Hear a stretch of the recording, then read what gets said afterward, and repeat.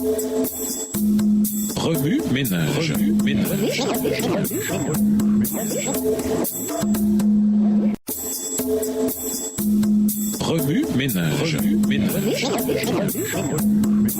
Bienvenue dans votre émission. Remue ménage. Nous voilà à la leçon de mardi. Lisons Ésaïe 58, Éphésiens 2, les versets 8 à 10, Philippiens 3, les versets 1 à 12, Jean 6, les versets 28 et 29 et Ézéchiel 36, les versets 26 et 27. Ésaïe, le chapitre 58. Crie à plein gosier, ne te retiens pas. Élève ta voix comme une trompette et annonce à mon peuple ses iniquités, à la maison de Jacob ses péchés. Tous les jours, ils me cherchent, ils veulent connaître mes voies, comme une nation qui aurait pratiqué la justice et n'aurait pas abandonné la loi de son Dieu. Ils me demandent des arrêts de justice. Ils désirent l'approche de Dieu. Que nous sert de jeûner si tu ne le vois pas, de mortifier notre âme si tu n'y as point égard. Voici le jour de votre jeûne, vous vous livrez à vos penchants et vous traitez durement tous vos mercenaires. Voici vous jeûnez pour disputer et vous quereller, pour frapper méchamment du poing. Vous ne jeûnez pas comme le veut ce jour, pour que votre voix soit entendue en haut. Est-ce là le jeûne auquel je prends plaisir, un jour où l'homme humilie son âme, courber la tête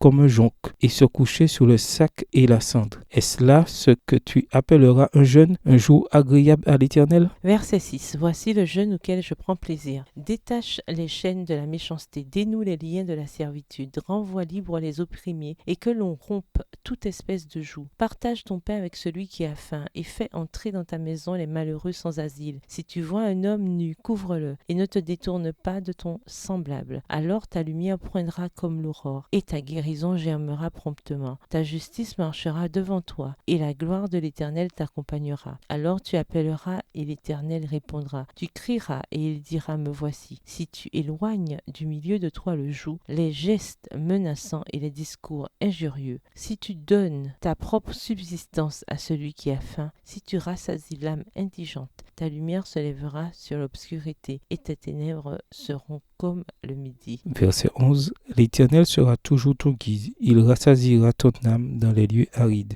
et il redonnera de la vigueur à tes membres. Tu seras comme un jardin arrosé, comme une source dont les eaux ne tarissent pas. Les tiens rebâtiront sur d'anciennes ruines. Tu relèveras des fondements antiques. On t'appellera réparateur des brèches, celui qui restaure les chemins, qui rend le pays habitable. Si tu retiens ton pied pendant le sabbat pour ne pas faire ta volonté en mon saint jour, si tu fais du sabbat tes délices pour sanctifier l'Éternel en le glorifiant, et si tu l'honores en ne suivant point tes voies, en ne te livrant pas à tes penchants et à de vains discours, alors tu mettras ton plaisir en l'Éternel, et je te ferai monter sur les hauteurs du pays. Je te ferai jouir de l'héritage de Jacob ton père, car la bouche de l'Éternel a parlé. Éphésiens 2, les versets 8 à 10. Car c'est par la grâce que vous êtes sauvés par le moyen de la foi, et cela ne vient pas de vous, c'est le don de Dieu. Ce n'est point par les œuvres, afin que personne ne se glorifie. Car nous sommes son ouvrage, ayant été créés en Jésus-Christ pour de bonnes œuvres que Dieu a préparées d'avance, afin que nous les pratiquions. Philippiens 3, les versets 1 à 12.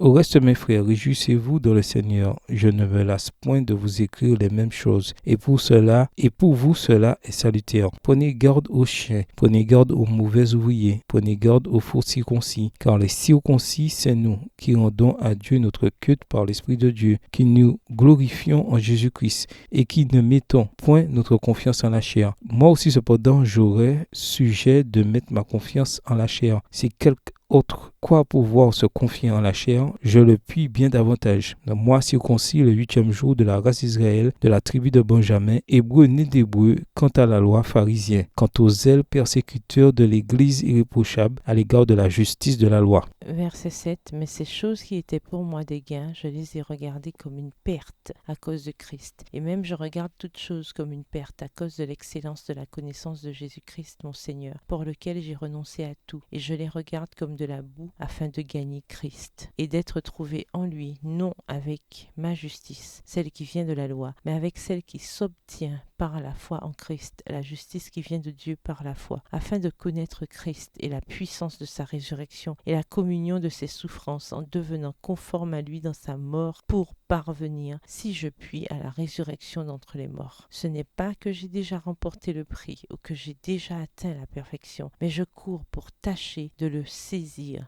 puisque moi aussi j'ai été saisi par Jésus-Christ. Jean 6, versets 28 et 29. Ils lui dirent, que devons-nous faire pour faire les œuvres de Dieu? Jésus leur répondit, l'œuvre de Dieu, c'est que vous croyez en celui qui l'a envoyé. Ézéchiel 36 et versets 26 et 27, « Je vous donnerai un cœur nouveau, et je mettrai en vous un esprit nouveau. J'ôterai de votre corps le cœur de pierre, et je vous donnerai un cœur de chair. Je mettrai mon esprit en vous, et je ferai en sorte que vous suiviez mes ordonnances, et que vous observiez et pratiquiez mes lois. » Ouais, Minège, quelle relation ces versets ont-ils avec le passage principal? Quels autres versets ou promesses vous viennent à l'esprit en rapport avec Jean 15 et versets 1 à 17? Au revoir. Et à demain si Dieu veut.